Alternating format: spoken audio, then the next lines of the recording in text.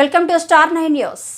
కోట major గ్రామ పంచాయతీకి చెందిన అద్దె దుకాణాలను సంబంధించిన 25 మంది వ్యాపారస్తులు దుకాణాలు ఖాళీ చేయాలని పంచాయతీ పాలకవర్గం నోటీసులు జారీ చేసింది.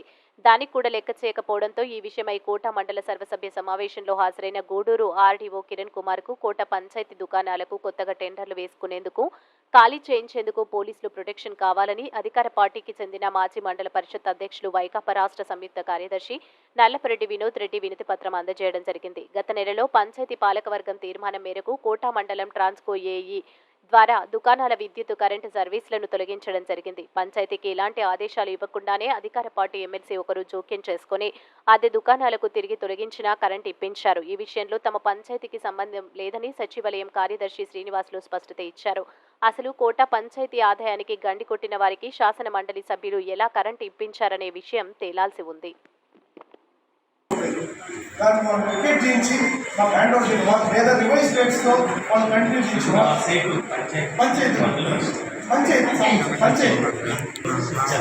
ఇచ్చారు. వాళ్ళు నోటీస్ ఇచ్చారు, అన్ని ఇచ్చారు.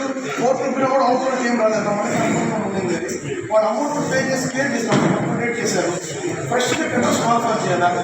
టెండర్స్ కాల్ఫర్ చేయకుండా జాప్యం చేస్తారు. అలాగే ఈరోజు మార్కెట్లో అక్కడ కోట గ్రామ పంచాయతీ సంబంధించిన ఆర్టీసీ బస్టాండ్ వద్ద ఉన్న దుకాణాలకు సంబంధించి ఖాళీ చేయాలని ఎంతమందికి నోటీసులు ఇవ్వడం జరిగింది? అది ఆర్టీసీకి గ్రామ పంచాయతీకి 2009 నుంచి ఈ వ్యాజ్యం నడుస్తుందంటే 2018 ఓఎస్ నంబర్ 51/2009 ప్రకారము గ్రామ పంచాయతీకి చెందుతాయని చెప్పి జూనియర్ సివిల్ జడ్జి కోటవారు ఉత్తర్వులు ఇవ్వడం జరిగింది. అప్పట్లోనే గ్రామ పంచాయతీ హ్యాండ్ ఓవర్ చేసుకొని ఉండాలి, కానీ అప్పటి పరిస్థితుల దృష్ట్యా ఇది చేసుకోలేదు. నేను వచ్చిన తర్వాత ఈ ఫైల్ చూసి బయటికి తీసి వాళ్ళకి నోటీసులు ఇచ్చి వాళ్ళ దగ్గర ఇంచుమించు దాదాపు 23,60,000 కట్టించడం జరిగింది. కట్టించి మా స్టాఫ్కి జీతాలు ఇవ్వడం జరిగింది. ఆ తర్వాత వీళ్ళని ఖాళీ చేయమని 30/11/2023 నోటీస్ ఇవ్వడం జరిగింది. ఆ తర్వాత ఫిబ్రవరిలో ఒక నోటీస్ ఇవ్వడం జరిగింది. నోటీస్ ఇచ్చిన తర్వాత వాళ్ళు ఇంటీరియం అది హైకోర్టుకి స్టేకి వెళ్ళారు.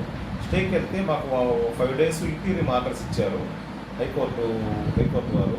కానీ వాళ్ళకి స్టే ఇవ్వలేదు. ఇంటీరియం ఆర్డర్స్ ఇచ్చి స్టే అది డిస్మిస్ చేశారు. ప్రజెంట్ నోటీసులు ఇవ్వాలి, గ్రామ పంచాయతీ సంబంధించి వాళ్ళకి నోటీసులు ఇచ్చి మార్కెట్ ధరకు నిర్ణయించి ఇంత ఫలానా అని గ్రామ పంచాయతీ తీర్మానం మేరకు ఇంత అమౌంట్ అద్దె చెల్లించండి అని నోటీసులు ఇచ్చి లేనిచో వాళ్ళు ఖాళీ చేస్తే మేము వేల ద్వారా షాపులు